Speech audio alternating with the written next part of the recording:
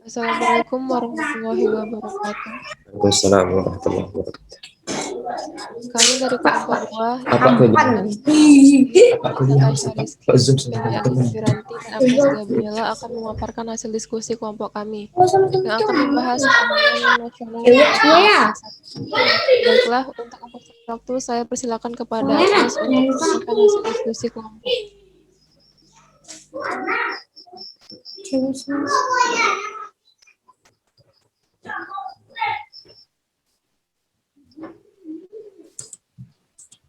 Materi pertama, perspektif pengelolaan perbatasan.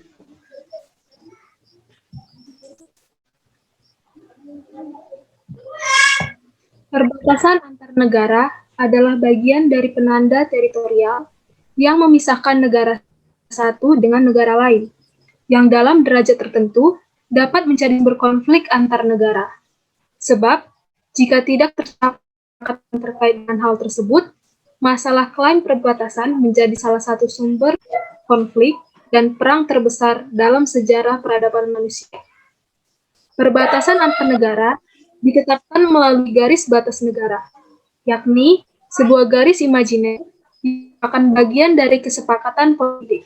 Kesepakatan terkait dengan garis tersebut menjadi penting untuk menghindari ketegangan dan permasalahan di kemudian hari, terkait dengan sistem internasional di mana terdapat kepastian kedaulatan sebuah negara berawal dan berakhir. Mengacu pada 5 hal pokok terkait dengan pengamanan perbatasan Indonesia, Undang-Undang Nomor 43 Tahun 2008 tentang wilayah negara dapat diterjemahkan secara positif bahwa pemerintah memiliki keseriusan dalam mengkoordinasikan sistem pengamanan wilayah perbatasannya. Meski pada praktiknya, keberadaan undang-undang tersebut selain tumpang tindih juga terkesan overlap dengan berbagai produk perundang-undangan yang ada, khususnya dengan pengelolaan keamanan wilayah perbatasan. Salah satu hal yang menonjol dari tumpang tindih dan overlapping adalah tidak konsistennya pimpinan komite bersama perbatasan antara satu wilayah dengan wilayah lain. Ada 4 permasalahan yang menjadi kendala dalam mengefektifkan pengamanan wilayah perbatasan. Yang pertama, semangat otonomi daerah pada penguatan demokrasi lokal relatif baik. Namun, pada pengembangan kedaulatan, pemerintah setempat melihat bahwa masalah pengamanan perbatasan adalah kewenangan pemerintahan pusat. Situasi ini memosisikan masalah pengamanan perbatasan menjadi baik dan cenderung terbengkalai dalam Undang-Undang Nomor 43 Tahun 2008. Yang kedua, strategi dan postur pertahanan Indonesia masih pada visi teritorial, sehingga masa pertahanan teritorial sangat terintegrasi dengan baik karena minimnya alutsista dalam 2008. Ketiga, infrastruktur yang ada di wilayah perbatasan terbilang minim. Minimnya infrastruktur jalan dan pendukung lainnya menyulitkan Indonesia dalam melakukan pengamanan perbatasan secara luas. Konteks ini pada akhirnya membuat pengamanan wilayah perbatasan dilakukan terbatas dan cenderung seadanya. Yang keempat, minimnya dukungan anggota bagi pengamanan perbatasan secara efektif menyebabkan kinerja dan profesionalitas petugas di lapangan menjadi rendah. Kurangnya dukungan dan perhatian dari Pemda setempat juga menjadi masalah yang melemahkan pengamanan perbatasan.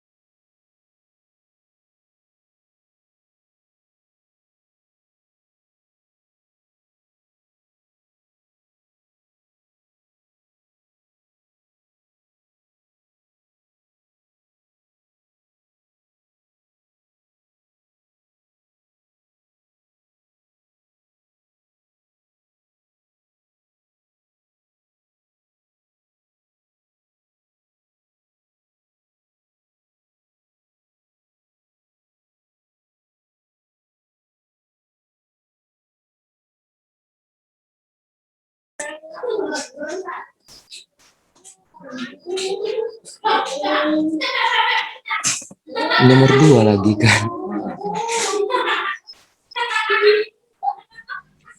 Iya. Sering nggak fokus nih banyak anak-anak di rumah. Masih suasana lebaran. Astagfirullah.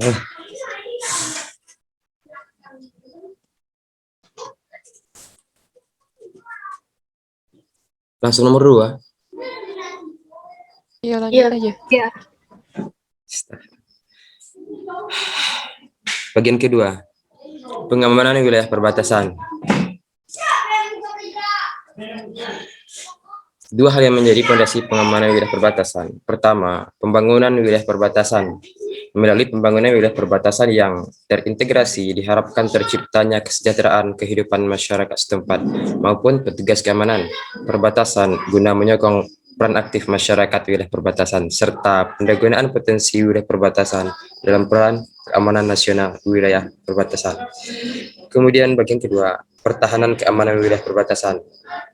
Dengan sokongan dari pihak keamanan wilayah perbatasan, diharapkan dapat terciptanya keserasian hidup berdampingan secara damai antara masyarakat maupun petugas daerah perbatasan. Mengacu pada dua fondasi di atas, maka pengamanan wilayah perbatasan dapat dilakukan dengan berbagai macam cara. Di antaranya pertama, meningkatkan pengawasan terhadap pencurian sumber daya alam seperti kayu, flora, fauna, atau sumber daya perairan seperti ikan, terumbu karang, dan sumber daya bumi seperti gas alam dan tambang. Dalam banyak kasus, pencurian dilakukan dengan modus bekerjasama dengan masyarakat lokal setempat yang tidak hanya merusak lingkungan tetapi juga menggeser patok perbatasan serta merugikan negara miliaran rupiah. Kemudian kedua,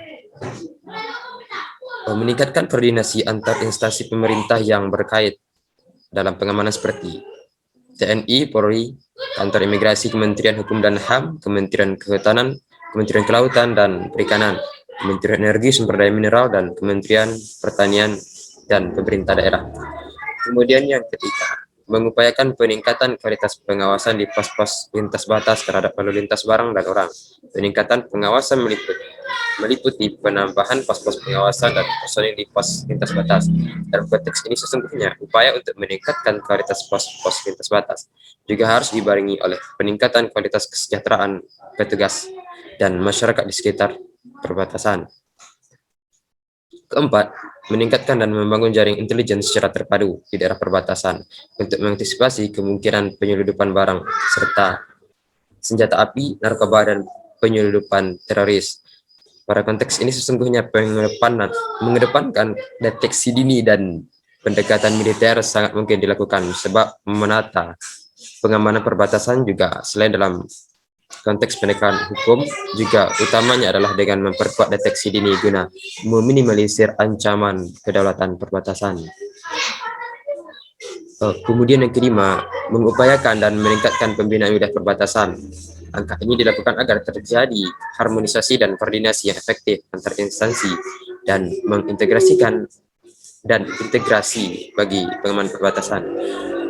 Kemudian yang keenam, membangun jalan inspeksi di sepanjang perbatasan darat dan menambah frekuensi patroli perbatasan di daerah laut. Pembangunan infrastruktur daerah perbatasan merupakan dukungan pemerintah atas melindungi sejengkal tanah dari pencaprekan asing.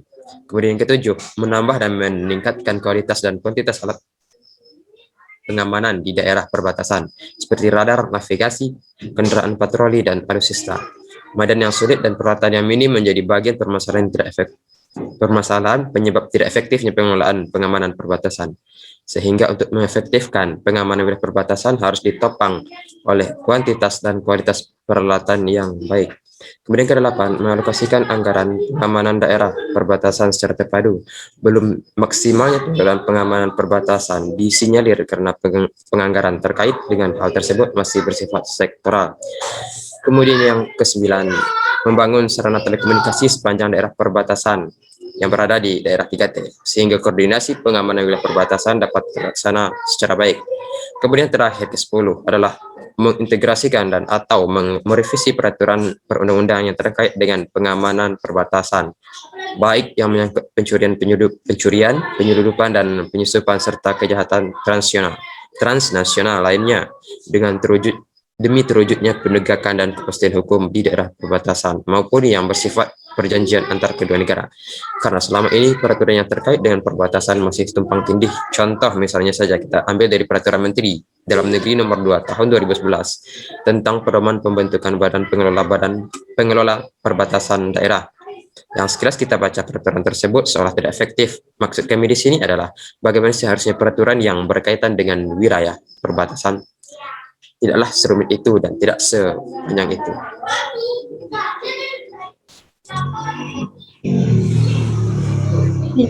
Ancaman keamanan nasional di wilayah perbatasan Indonesia.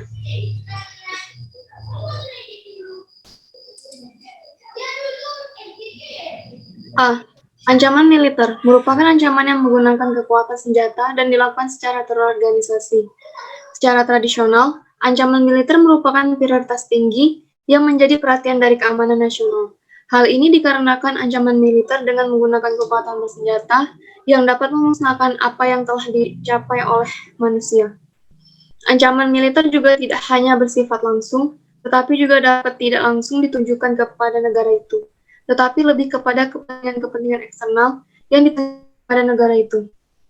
B. Ancaman politik merupakan ancaman yang bersumber dari luar negeri maupun dalam negeri. Dari luar negeri, ancaman bidang politik dapat dilakukan oleh suatu negara dengan melakukan tekanan politik terhadap suatu negara. Ancaman ini ditunjukkan kepada stabilitas kinerja institusi negara. Tujuan merasa cukup luas dari mulai menekan pemerintah lewat kebijakan-kebijakan tertentu.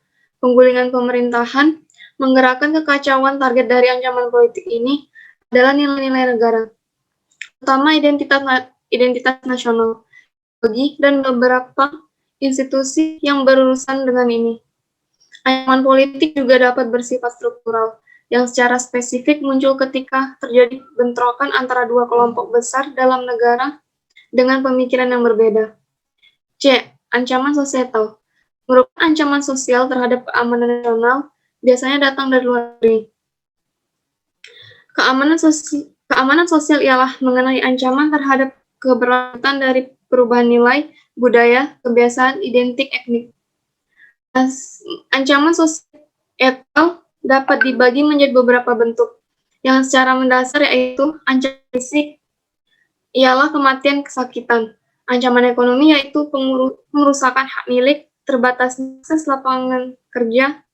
Ancaman terhadap hak-hak yaitu pembatasan hak kebebasan sipil, dan ancaman terhadap posisi atau status yaitu penurunan pangkat, penghinaan di depan publik. D. Ancaman ekonomi merupakan segala jenis usaha dan kegiatan, baik itu yang berasal dari luar maupun dalam negeri, yang dinilai mengancam dan membahayakan keamanan finansial serta pertumbuhan ekonomi nasional bangsa Indonesia. Masalah dari ide tentang keamanan ekonomi adalah berlangsungnya kondisi normal dari aktor atau pelaku pasar tanpa gangguan persaingan tidak sehat dan ketidakpastian. Ancaman ekonomi juga mengkaji masalah pengangguran, kemiskinan, keterbatasan terhadap sumber daya, dan daya beli rakyat. E. Ancaman ekologi merupakan ancaman dari bencana alam seperti banjir, longsor, hujan badai, gempa bumi. Namun yang menjadi isu sentral keamanan ekologi adalah masalah aktivitas merusak lingkungan seperti pemanasan global, efek rumah kaca, banjir, eksplorasi sumber daya alam secara besar-besaran dan terus-menerus.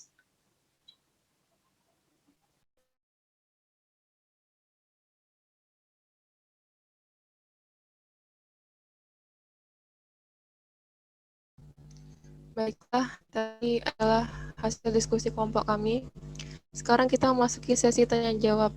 Di sini saya mempunyai 3 pertanyaan. Pertanyaan pertama, program bela negara yang digagas oleh pemerintah pro dan kontra dalam masyarakat. Umumnya bela negara selalu dikaitkan dengan upaya mempertahankan negara dari ancaman serangan militer dari negara asing. Namun yang menjadi pertanyaan, mengapa wacana bela negara ini muncul di tengah yang kondusif sekarang? Dipersilakan kepada Anastasia. Baik, saya pihak yang pro menanggapi bela negara sebagai momen untuk menunjukkan semangat politik melawan serangan dari luar.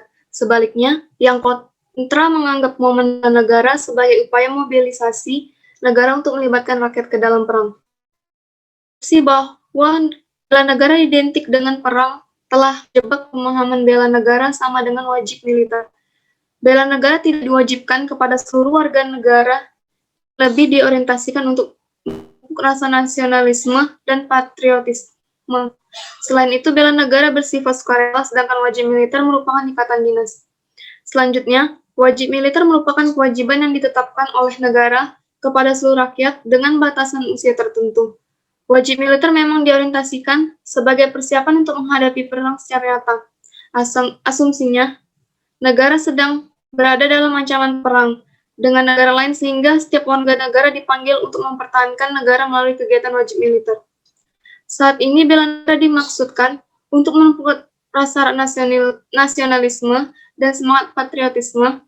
Warga negara Indonesia tengah ancaman bagi bangsa saat ini berupa kejahatan terorisme internasional dan nasional, aksi kekerasan berbau sara, pelanggaran wilayah negara baik di darat, laut, udara, dan angkasa, gerakan separatisme, kejahatan dan gangguan lintas negara, dan kerusakan lingkungan.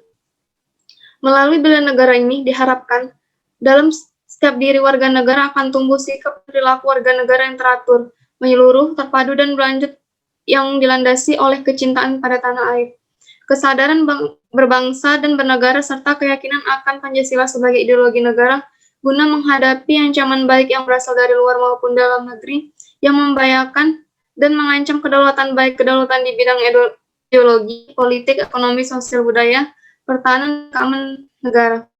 Sekian jawaban saya. Baiklah, kita lanjut ke pertanyaan yang kedua. Dalam hal pengamanan wilayah perbatasan, sebenarnya apa sih penyebab terjadinya sengketa wilayah perbatasan? Dipersilakan kepada Muhammad Fadli untuk menjawab. Baik, terima kasih. Saya akan menjawab pertanyaan nomor 2. Sebenarnya ada banyak faktor penyebab sengketa wilayah perbatasan. Di antaranya adalah, pertama, pengawasan. Kurangnya pengawasan Indonesia terhadap wilayah sendiri merupakan salah satu faktor terjadinya sengketa wilayah teritorial. Masih minimnya perlengkapan pengawasan wilayah, apalagi Indonesia adalah negara yang luas. Mengawasi sebuah negara maritim yang memiliki ribuan pulau bukanlah hal yang mudah. Pemerintah perlu meningkatkan tingkat pengawasan wilayah Indonesia. Kemudian yang kedua adalah faktor masyarakat. Masyarakat perbatasan adalah masyarakat yang sering dilema, mau tak mau, sistem mereka terpengaruh oleh negara lain yang berbatasan dengan mereka. Faktor ekonomi menjadi faktor dominan penyebab terjadinya dilema masyarakat. Malaysia mengangkat WNI yang tinggal di perbatasan menjadi tentara Malaysia. Bayangkan saja, hal seperti ini bisa menjadi pemicu konflik masalah wilayah, karena masyarakat sendiri yang lebih berpihak pada negara lain. Masyarakat sepenuhnya tidak bisa disalahkan mengenai hal tersebut. Pemerintah harus memperhatikan juga hak-hak mereka. Kemudian faktor yang ketiga adalah kebijakan pemerintah daerah perbatasan. Kemudian yang keempat, perjanjian batas wilayah yang kurang jelas. Perjanjian batas wilayah yang kurang jelas antara negara-negara yang berbatasan juga menjadi penunjang utama dari tindakan saling mengklaim wilayah teritorial tersebut, terutama yang kaya akan sumber daya alam. Kemudian yang kelima adalah faktor dari luar. Faktor luar ini maksudnya adalah adanya ikut campur pihak lain, pengamat intelijen, kawan Purwanto, juga ada pihak tertentu yang sengaja terus mencari keuntungan dari konflik yang terjadi antara Indonesia dan Malaysia. Sekian jawaban dari saya. Terima kasih Fadli atas jawabannya. Kita lanjut ke pertanyaan yang ketiga. Apa saja isu dan aspek permasalahan yang berkaitan dengan pengelolaan kawasan perbatasan yang masih terjadi? Dipersilakan kepada Agnes Gabriela untuk menjawab. Baiklah, permasalahan yang terjadi mencakup aspek-aspek sebagai berikut. Pertama, belum adanya kebijakan yang berpihak pada kawasan perbatasan dan daerah terisolasi. Kedua, strategi nasional pengembangan kawasan perbatasan belum efektif. Ketiga, masih terdapat pandangan mengenai kawasan perbatasan yang hanya dianggap sebagai halaman belakang atau backyard, yang artinya belum menjadi prioritas utama negara dalam pengembangannya. Keempat, adanya kesenjangan sosial, juga kesenjangan dalam kesejahteraan dengan penduduk yang menempati wilayah negara tetangga. Kelima, rendahnya akses ke wilayah perbatasan karena terbatasnya sarana dan prasarana wilayah. Yang keenam, rendahnya kualitas sumber daya manusia yang dimiliki. Ketujuh, banyaknya aktivitas ilegal seperti halnya penyelundupan dan pelintas batas tradisional. Kedelapan, belum adanya kesepakatan batas-batas teritorial dengan negara tetangga, seperti halnya batas laut teritorial, batas landas kontinen, dan batas zona ekonomi eksklusif. Kesembilan, tidak terkendalinya eksploitasi sumber daya alam, dan hal ini terus berkelanjutan. Dan kesepuluh, kerjasama hukum antar negara belum terjadi secara optimal, khususnya dalam masalah penanggulangan pelanggaran-pelanggaran yang terjadi di perbatasan. Sekian jawaban dari saya. Terima kasih Agnes atas jawabannya. Baiklah, sekian hasil diskusi kelompok kami. Jika ada salah kata, mohon dimaafkan. Wassalamualaikum warahmatullahi wabarakatuh. Waalaikumsalam warahmatullahi wabarakatuh.